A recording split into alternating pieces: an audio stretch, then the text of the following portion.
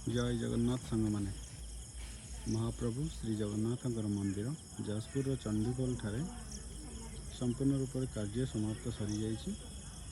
आउ खूब कम दिन भितर महाप्रभु मंदिर को विजय करेंगे। मंदिरटी बहुत सुंदर जगार करा जाइए। महाविनायक पहाड़र पाददेश मंदिरटी को करा जाइए।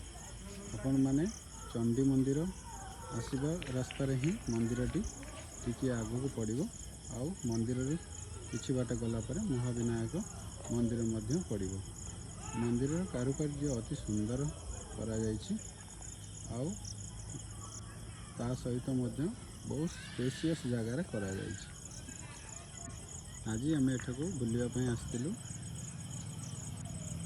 एठाकू लोक आसवा आरंभ करदे। खूब कम दिन मध्य मंदिर रे पूजा आरंभ हो।